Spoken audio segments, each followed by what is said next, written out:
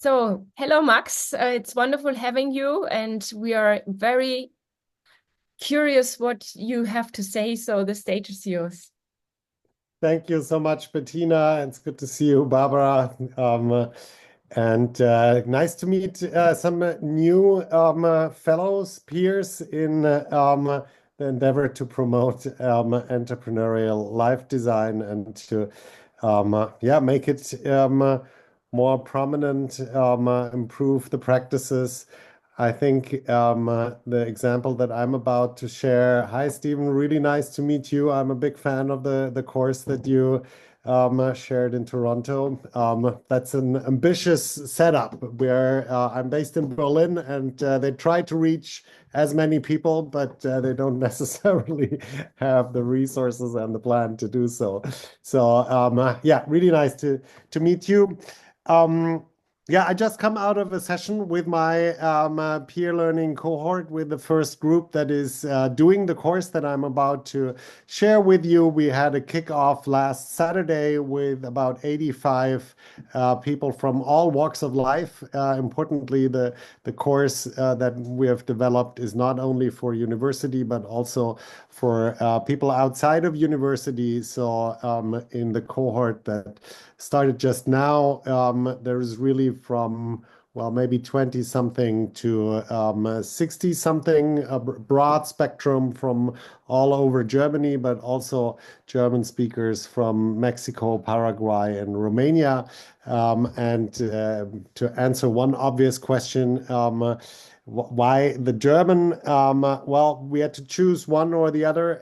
We will launch in English in spring, but given that a lot of the material that we are using was in German, and Professor Faltin, who is my PhD supervisor and the founder of the Entrepreneurship Foundation that launched the course and developed it together with me, he has a lot of experience in German, but his English is also very good, so that was only a secondary thought.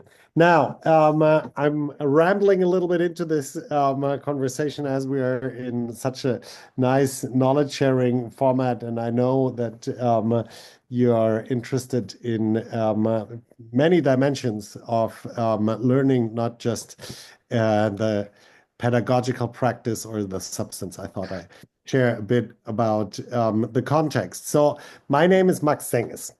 I'm a computer scientist and economics scholar at first, but then asked too many why questions and ended up with a PhD in philosophy. Only to then found two startups, work for Google for 11 years, and then learned about an interesting place that is called 42 or 42 or 42. So the answer to the question about the meaning of life, the universe, and all that. And it was a educational startup started in Paris more than 11 years ago to build a university without professors. And they have by now implementations in more than 40 places around the world. More than 40,000 students are using that project-based peer learning platform, and I had the privilege of bringing it to Wolfsburg in Germany and to Berlin. And that was an amazing experience. And in fact, that's where I first learned about Stanford Life Design and did that with the students in a peer learning format. And I thought it was really good. But the folks at 42 thought it was distract the students from becoming good software engineers. So after we had some exchanges about that, and many other things happened, I decided to go out of 42 and really focus on developing the program that I'm about to share now. Um, Last bit of context about me. I started a guest professorship at the University of the Arts in Berlin for entrepreneurship. So that's where the beautiful title for the talk comes from.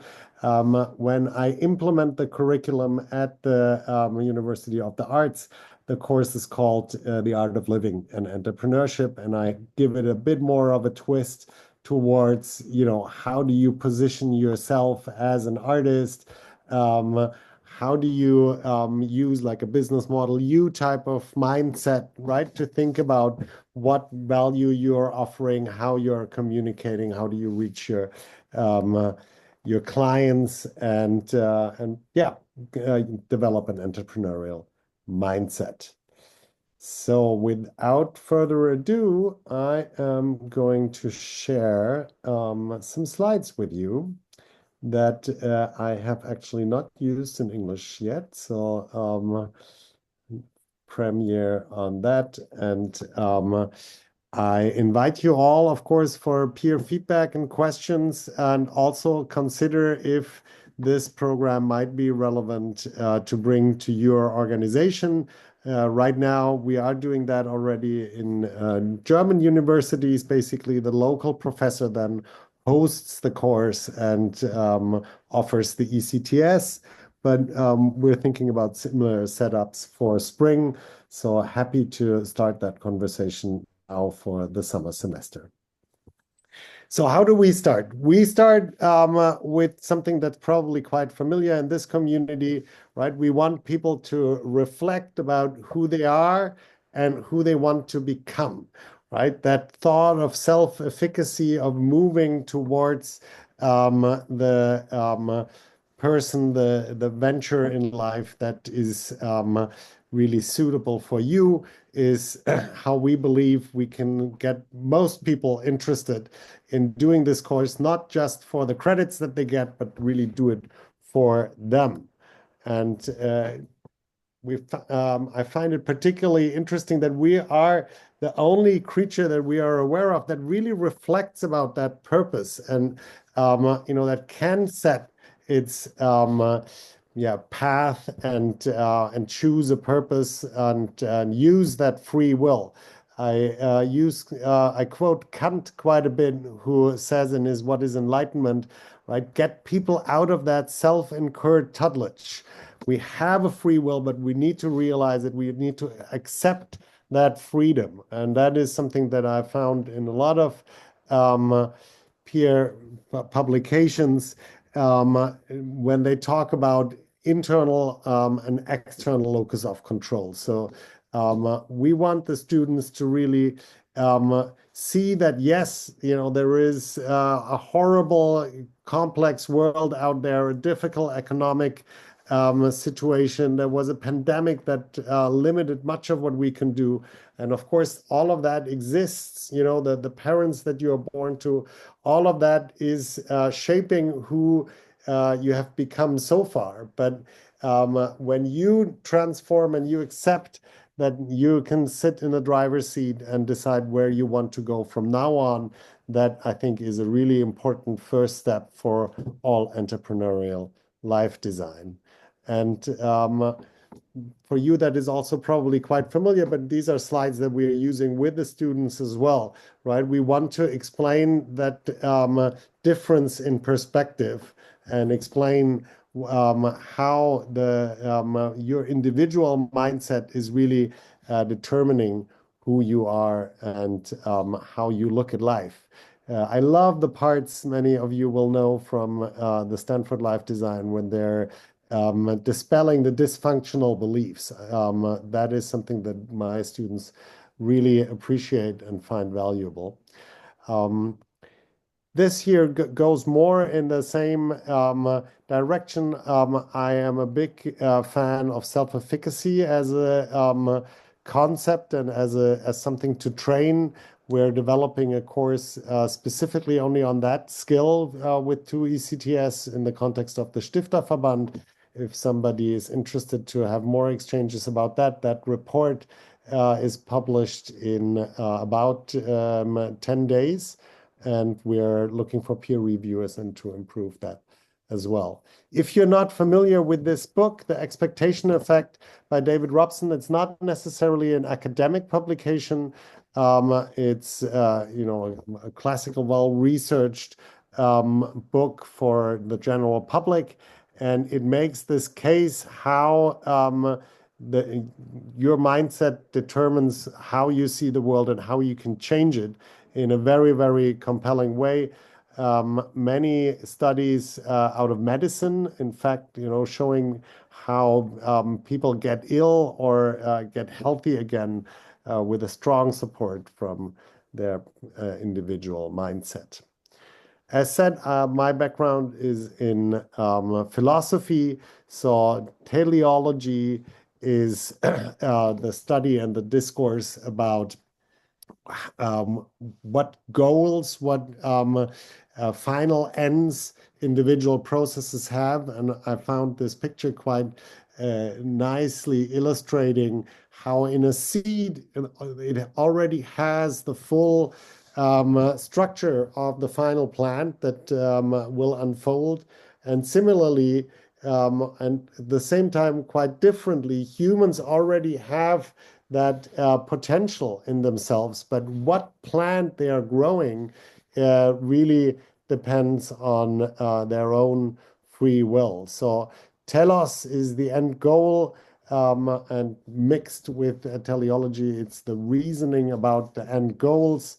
And I found Noam Chomsky's article from 71 quite well put, where he says we as educators should really be gardeners and help the growth and of course in a way shape the plant that comes out by cutting off weak pieces and taking care of it, but not to mold something that we have preconceived, a perfect software engineer, and then it's just transferring that knowledge. It's much more allowing for the growth and the intrinsic motivation, the learning from within.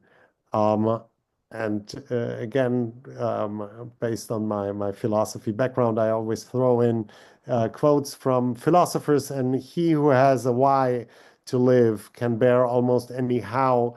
That's very similar to what you would see, for example, for Viktor Frankl and the meaning of life and books along those lines. So that's how we start. Then we do share quite a bit about the life design path. I only wanted to tease out that bit from their work that I found super interesting, that it's not just the first Odyssey years, right? When you get out of school, when you start in university and you think about what you want to become, is that there is quite likely at least one additional career happening. For many these days, jobs change even more frequently, and they have to ask themselves, what do I want to do next? What life's venture do I want to pursue? And the encore career is kind of the post, I have to work for a living kind of venture. And we have quite a bit of those participants in the group right now. As I said, at least 10, 15 people are over 60 and don't have to do this. They really want to take this round and to find out what they really, really want to do, as Beckman would have said. What's really important in our positioning is that we don't judge what ventures people want to do in what directions. If you want to do a Bitcoin trading app or photo sharing, or if you want to create a social venture to care for the elderly, it's all okay. And we really, really stress that when they do the peer reviews, and I'll go into the details of what that means in a bit, we tell them never to judge how viable or whether they like something or not. It's really neutral in that sense, no dogma. What we also say is that entrepreneurial design is at the center of what they're learning, but they're learning so much more, right? There is the digital skills of feeling at home and a learning platform like ours, doing research, etc. There is self-efficacy and leadership that we ask them to reflect on and to develop during the course. And of course, these days, it's not just economics, it's also ecology and sustainability, right? To ensure that the entrepreneurial designs, the models that come out of the course are in tune with the market, they're in tune with nature, but very importantly, they're also in tune with you. We think that this approach is much more rooted in this idea that it's not about an external opportunity that you find, but something that comes out of you that basically only you can do in this shape and form, then that is important rather than, oh, there is a big opportunity in AI or in blockchain or whatever the newest thing is. Does it really fit to you? I think in a marathon that is pursuing a venture, that's very, very important. This is a variation of the book cover from Daniel Kehlmann's Measuring the World, Vermessung der Erde, that describes, among other things, how Alexander von Humboldt is traveling to Latin America to do a lot of his scientific work there. And it's so beautifully described how he is not thinking in disciplines, but really in the scientific method as a whole. And we want to encourage our participants to do that, not to think in disciplines, to basically go in different directions, take and use what works for them. And we are doing the same as we are providing the briefing materials and the projects. And we're also doing it as we are researching about the platform, what works and what doesn't work. So I guess that was somewhat familiar, maybe now a bit newer, different aspect with the peer learning. Let's dive right in. So these are some pictures from 42. As you can see, it's a really open space, but it's also a lot of computers in one room. That has its logic. They're always set up so that 2, 3 students can really easily look at each other's screen, learn from each other. We also have a fab lab there, and it gives you an impression. That crowd is much younger than what I described earlier, but also there you have outliers, 40 plus, 50 plus studying. If you're not familiar with Mitch Resnick's work, I highly recommend that. Mitch runs the Lifelong Kindergarten Lab at MIT Media Lab, and he, like many Anglo-Saxons, has a wonderful way of putting complexity into punchy phrases. So I couldn't agree more. Cultivating creativity and learning through projects, passion, peers, and play. That's a great summary, and we very much use that as 42, and I'm also using it now in the entrepreneurship course. Now at 42, I mentioned no teachers, no professors, no classes, no lectures. But they do meet to explain stuff to each other. It's just that there's no authority doing it. What we highlight at 42 is the space to fail and experiment. The peer evaluations are there, so you do have to pass a peer review. Each peer is really asked to give a thumbs up or a thumbs down at the end of the review. And at 42, there is exams. And I've always struggled with that a little bit because I think it's not 100% consistent.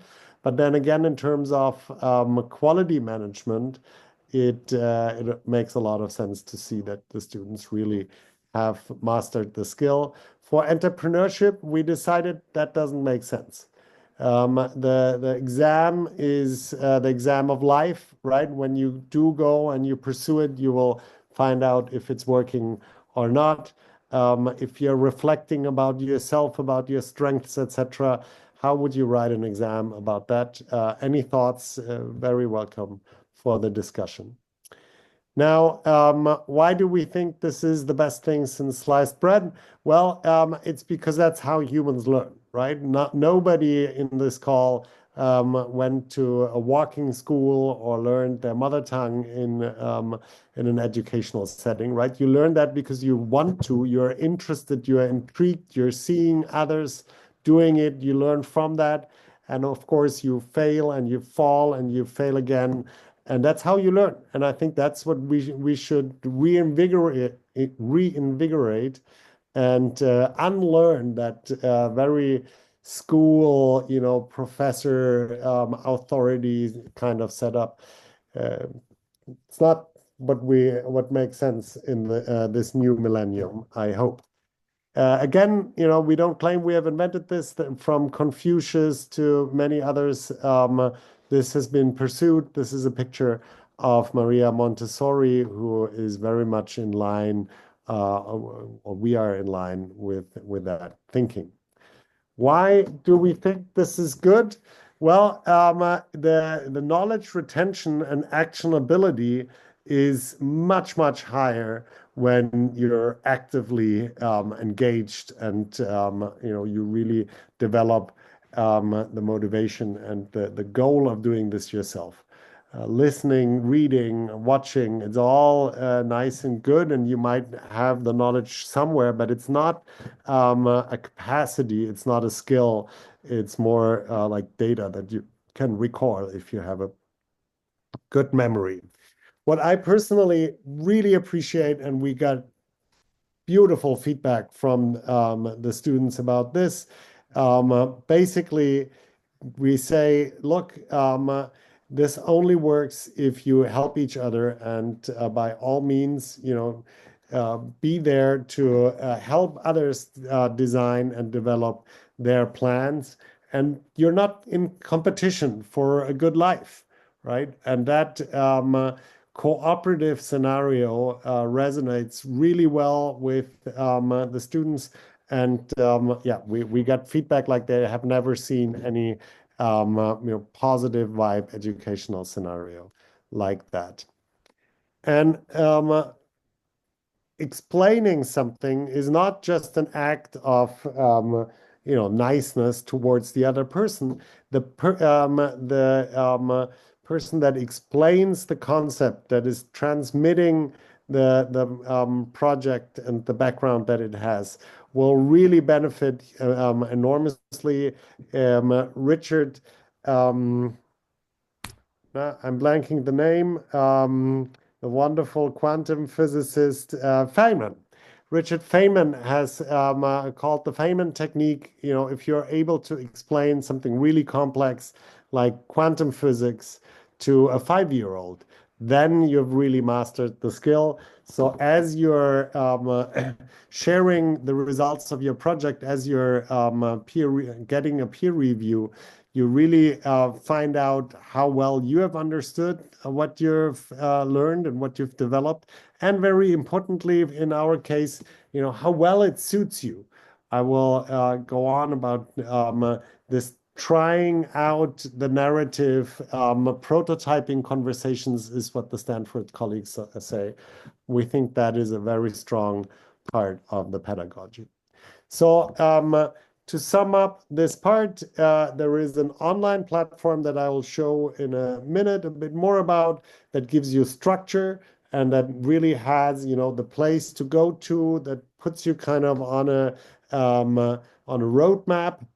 And then on the other hand, and that is really different from what you might have known from massive open online courses and things like that. On the other side is the emotional scaffolding and the motivation engine that is the peers, right? And that allow for the social learning, as Bandura would have said. So for the last bit, I take you on the journey and show a bit more of what the platform looks like and how we are conceiving of it. Sorry, I couldn't translate that in time because I didn't have the right file, but you start on the left top corner with a profile. We use the VIA Strength Finder questionnaire to give them a very broad idea about their character strength, right? Not just their business strength, but their character strength. Then for each challenge, there is a briefing. Then there is the actual learning project that they do, and then they do 2 peer reviews. They need 2 positive peer reviews to move to the next level, to move to the next project. So a little gamification involved.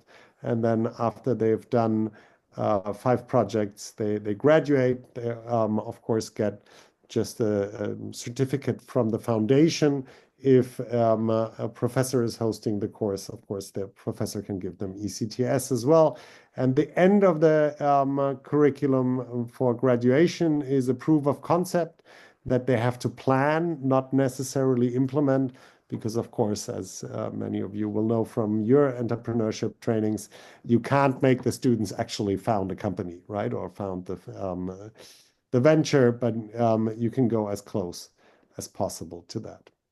So here is what the platform actually looks like for the students, right? You have the learner profile. I say a couple of words about the karma points in a moment.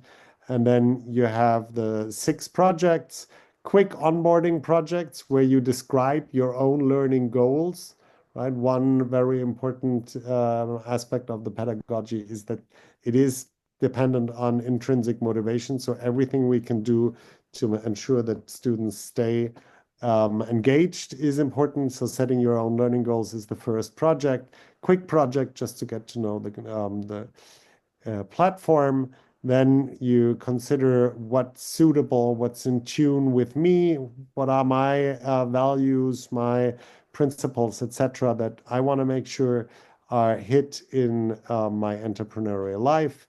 Then there is an idea development piece, design piece, proof of concept, and in the end, set up shop is for those who want to actually create the venture. And then in the middle, you have briefing materials under this tab, recommended resources, and then the learning project itself. This gives you an impression of how we display the VR Strength Finder for the students, right? Small, 1 paragraph description. When you click here on the top right, you get to a longer article about each individual trait. Here on the left is what you see when you invite peers, friends, and coworkers, etc., to share their view on your strength, because we think that, of course, self-evaluation, self-assessment is one thing. To have a comparison with some external views about yourself, that can be really, really helpful. And it also has the potential to help spread the word, of course, about the platform. Now, a quick impression about the individual learning project. So in tune with you, right? You're trying on different roles, how you might develop, and by prototyping the conversations, right? By telling others about it, it's almost like trying out that new suit. The idea development, no surprise, lots of brainstorming, design thinking methods there to first go broad and then narrow it down and choose the one project that you want to develop as a business model canvas, as an entrepreneurial design. And we call the actual plan for the venture entrepreneurial design following Professor Faltin's approach. It's quite similar to business model canvas, but takes in some additional questions like technological obsolescence and market conditions, right? That you don't find in the classical business model canvas approach. In our case, this is kind of the heart and soul of the second heart and soul. The first one is that make sure that whatever you do is in tune with yourself, and then what is it, and how do you define and refine that, really testing those hypotheses, etc. That's why it turns out it's not easy to do the course in 3 months, which is a normal semester here in Germany. We think that half a year is more the timing that you need to come up with a full entrepreneurial design, and many actually take a year or longer before they're actually ready to pull the trigger and move forward. And then here, the example proof of concept, right? Go out and test it and see if there is a market, if there are people and there is a need for your product. So what's the deal? How do we position this in the market? We say, well, you have to bring curiosity, tolerance, and an interest in the perspectives of others. It's impossible to do peer learning solo, right? By nature, you have to communicate, you have to get out of your comfort zone, talk about your projects, and get feedback, give feedback.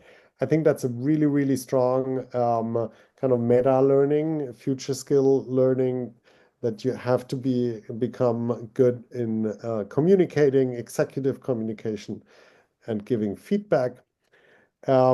We say it's absolutely possible to do this on a shoestring of time. 1 hour, 2 hours per week is possible.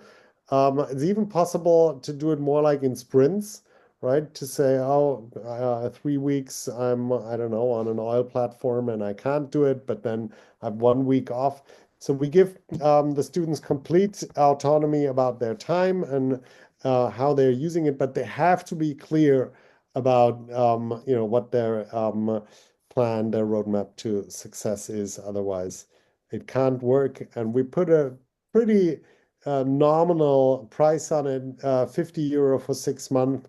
Mainly because if it's free, I think dropout rates would be really bad. That's our experience from 42, which is 100% free. And even though it's a really intense and good program, the drop-off rates are no good. Students of all kinds are free, by the way. So also apprentices and people um, in other educational settings, not just university students. And we can only accept over 18 for legal reasons.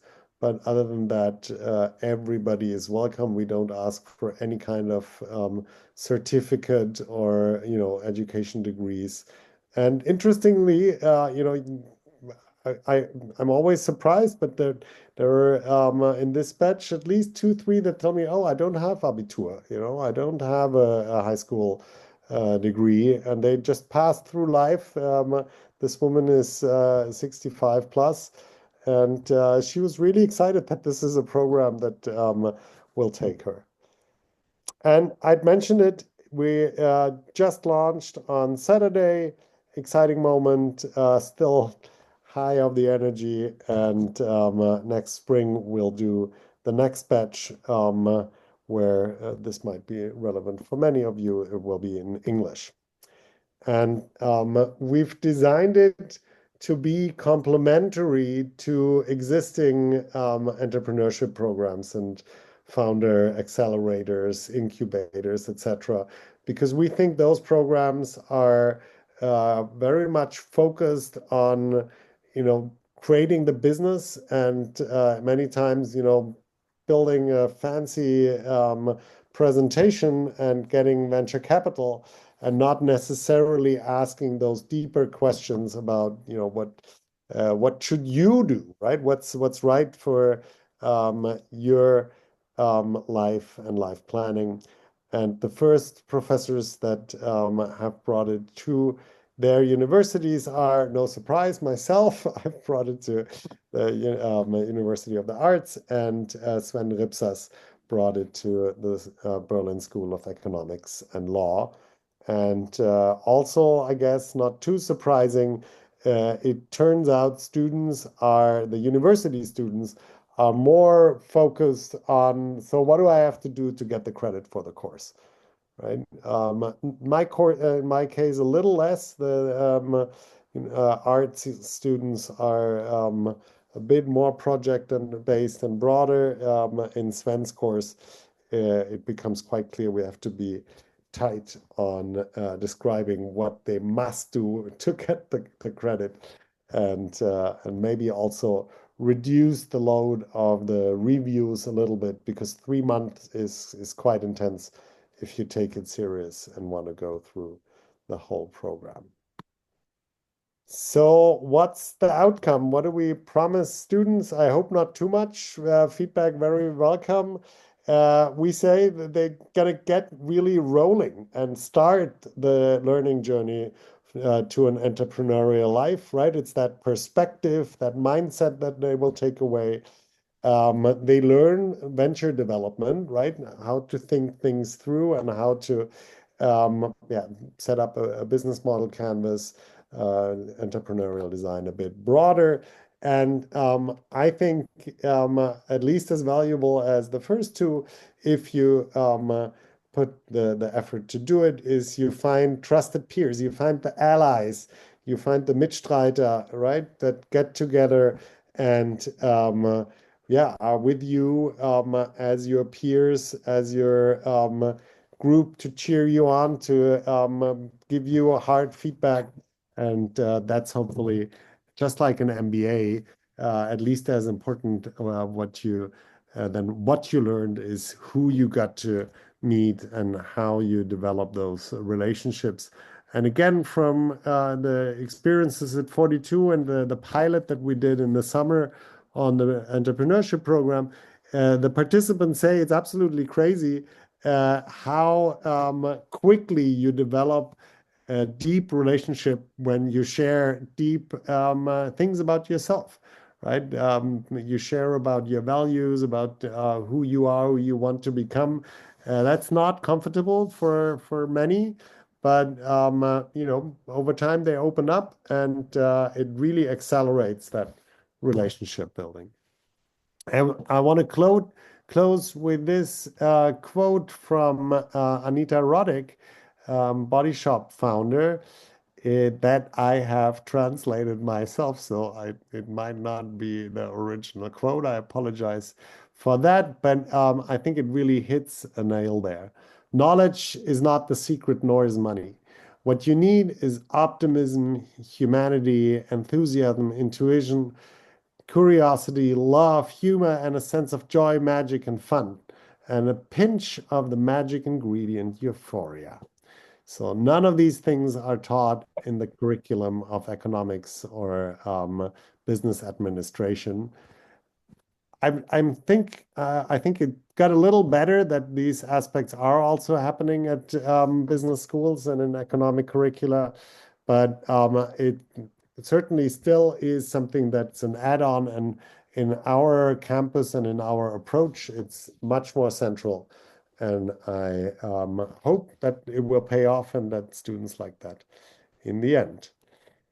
That's what I brought with me, which leaves us for a good 15 minutes of questions and conversations. I'm really looking forward to your feedback. Should we tape the feedback for you or okay, so Sure. the session is open. Thank you very much, Max, for your talk and your passion about being the entrepreneur of your life and starting an entrepreneurial journey as a kind of a self-expression. Any questions? I would have one. Max, you already had one cohort. Based on your initial experience in your current position, what kind of changes do you experience? And the question is going, what could be impact elements, and maybe you have already an idea how the impact or the changes could be measured. That's a great question. So, what we do is we measure before and after, basically, expectations, and you know, do you feel more competent to start your own venture? Do you, you know, feel more competent or more confident about where you stand right now and where you want to go? The pilot was only 8 weeks. So it wasn't too significant, but there was some positive developments. Also, students really liked the pedagogy. We asked them, you know, before, do you expect it to be better, or you know, how do you think it's gonna end up compared to traditional training methods? And the expectations were high, and they were met. Now, of course, this is a self-selected group, right? And we don't have to go into the details. As a philosopher, I'm both doubtful about these social quantitative methods and still think we should do them. But there was some insight there. Mm, I think what I would really love to measure is how the momentum is building up. Because my sense is that, you know, everybody, including myself, but I certainly see it in many students, they don't have, and I would say they don't have the self-efficacy belief that they can do it, right? Others say it has something to do with finding the bravery to step out and to do their venture. But that's the part where I think a real strength is in the approach, right? By prototyping what you want to do, you become more confident in explaining it. Then you get positive feedback from your peers, and that's what develops this momentum. I don't know if that hit exactly what you were looking for, but that I think is a real strength that I would love to measure and understand better. So maybe there is Andrea Back at University of St. Gallen. She is investigating in organizational energies. And what I thought when I'm in class, I always have the feeling of energy, but I haven't done a deeper look how she is assessing energy. If you do not mind, an integral part of your concept is peer learning. And why peer learning? What have been your experiences and lessons learned so far when it comes to how to master peer learning? That there is also a really good progress, a good attitude, and so on. Why I think the peer learning is strong? Sorry, I didn't catch the nuance of the question. So why is the peer learning at all such a big part of your concept? And what has been your lessons learned so far to master peer learning? Okay.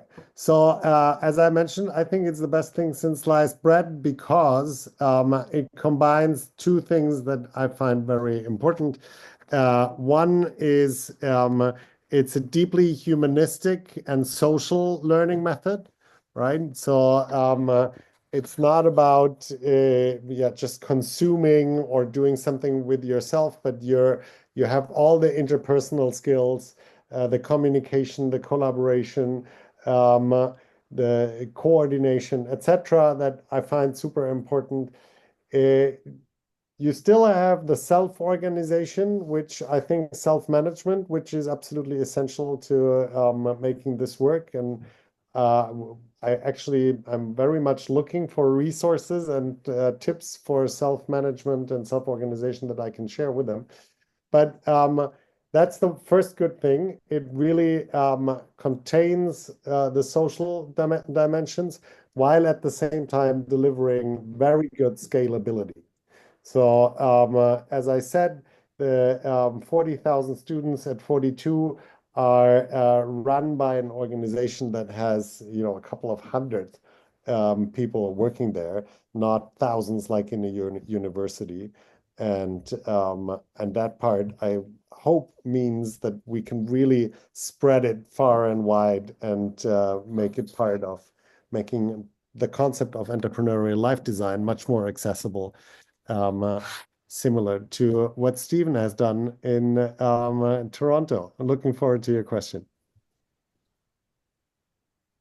Thanks.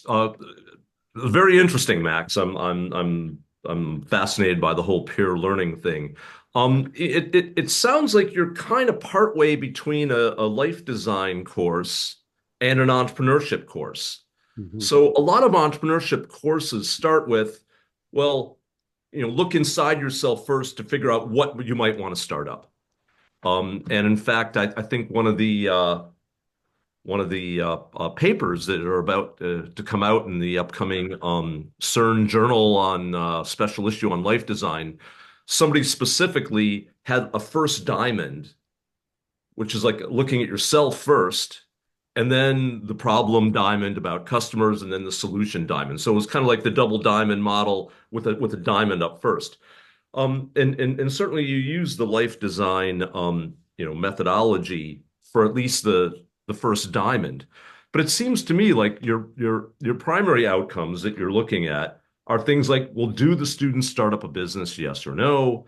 And then the stuff that you're measuring seems to be antecedents to entrepreneurial action, meaning that you could measure things like entrepreneurial desirability, entrepreneurial feasibility, which is similar to self-efficacy or entrepreneurial self-efficacy. But intent is the big thing that people tend to measure after a startup course. That's very different than a life that, at least I think of that very different than a life design course. When I think of a life design course, the outcome is not whether you start up or not. The outcome is, are you more optimistic than you were before? Do you have a greater internal locus of control than you had before? Do you have more hope than you had before? Do you have more resiliency? So that the primary determinant of happiness and well-being is your internal resources, the stuff going on in your head, the way you think about things. Whether you start up a business or not is kind of irrelevant towards your happiness and well-being. And in fact, a successful startup at the end of the day doesn't contribute very much to your overall happiness and well-being. So if the purpose of your life design is happiness and well-being, anyway, so I'm just kind of making an observation. You're kind of like caught between two different objectives. And it seems like you're primarily interested in the startup outcome. So very good observation. Thanks, Steve. Uh, I noticed I forgot I wanted to answer Bettina's second question very quickly, which I skipped over, but it's a short answer. So what did we find that works for the peer learning? I really have to say that I think the 42 colleagues cracked it by offering that briefing, project learning project that you do yourself, and then having those two peer reviews with random peers, right? That whole mechanism is what we boiled it down to as the project-based peer learning method, and that I've seen for several years work very well at 42. So that best practice is what we took. It's too early to have our own best practices. I'm happy to report back when that's ready. So Stephen, I think you're right. You're the first one to tell me as directly. The dimension is that my PhD supervisor, Professor Faltin, is a classic entrepreneurship professor Yeah, who I know. who had that in tune with yourself part always there. And that's basically where my personal interest as a philosopher and in my venturing is. And Professor Faltin doesn't say you have to like in the outcome we're together again. He doesn't think that everybody needs to found a company. Intrapreneurship is fine, right? Social entrepreneurship. There's all kinds of things, and you can certainly bring that entrepreneurial practice and mindset to whatever job. So we're good on that, but the material that we are building on is much more classic, what he calls concept creative entrepreneurship. So that makes a big part of the course, and I think it's good not to push everybody to found a company, but to have the skills to think it through. Is quite useful, I would say. So we I do guess have the way that I optimism. address it with my students is, I want you to go through the process of ideating through, Exactly. but I don't really care if you start the business or not, but I want you to have gained more empathy with other people as a result. I want you to have increased your internal locus of control. I want you to have learned some specific happiness and well-being mindsets, around things like internal locus of control, optimism, proactivity, self-leadership. And so I've got some specific attitudes and beliefs. I said the point is to increase these attitudes because that's what leads to happiness and well-being. Um, Anyway. I'd love, do you measure this pre and post the course that you've started? I've become more and more cynical over the years about measuring quantitative before and after data. You know, I to be quite honest, I've leaned more towards mixed methods and the qualitative stuff, partly because students tell me what I want to hear and that makes me feel better. Um, I think that's sorry, exactly right. I mean, and part of the problem with doing the before and the after is like you ask them before, I don't know, do you think you have good self-efficacy? And they might think, yay, I'm God's gift to the world. But after they go through it, um, they actually realize how hard it is, and self-efficacy might go down. Does that mean you're a bad teacher? So for every student who kind of sort of figures out, oh my God, this is tougher than I thought, and goes down, there's another student that goes up. And so yeah, the whole before and after thing, I'm kind of suspicious of. Um, Totally agreed. And but that said, though, for the self-efficacy course that we're doing for the Stifterverband, we are promoting pre and post, and to use that across all different kinds of implementations of the course, because that is interesting just to compare different implementations. And then the center, the actual curriculum, is open educational resource, and everybody implements that how they feel fit. But that would give us, shared measurement obviously would make it much easier to spread beyond the individual application. That's why I asked yeah. if you had a measurement that you can share. There's also another specific problem with before and after is that to do it properly, you have to do it longitudinally, which means you have to be able to tie the data to specific individuals. And it's hell getting through ethics approval on that. It's really hard to get ethics approval on that. It's easier to do a cohort before versus a cohort after. But then, like, good luck publishing that because a lot of people would go, well, what if somebody with a high number, did the first one but not the second one, and somebody with the low number did the second one but not the first? We have Throws just all the data decided off.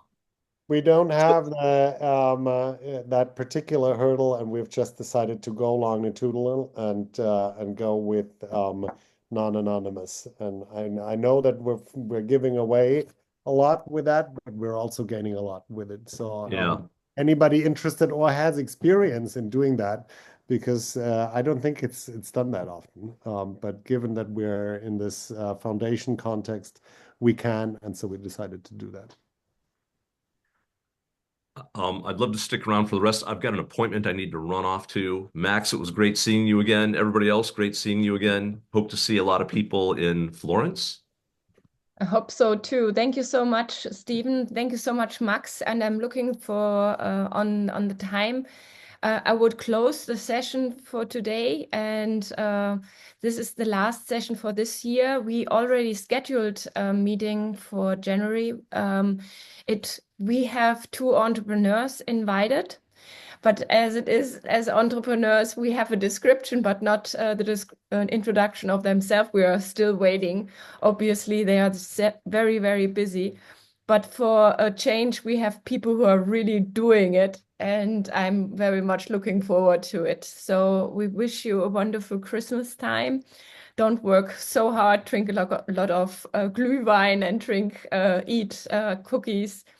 And enjoy the time with beloved ones, because I think what should tell us life design is to have a kind of a compass what is actually important in life. And often this is not a research paper or a submission.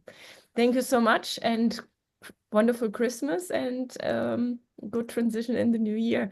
Last words to Barbara. Yeah, thank you very much, Max. I really enjoyed your talk. I love your slides. Very inspirational, a lot of great inspiration for me. And yeah, I don't want to enlarge that here. Thanks for everybody who watched you tonight. Have a great Christmas and see you next year. Bye-bye. Bye-bye. See you. Bye-bye.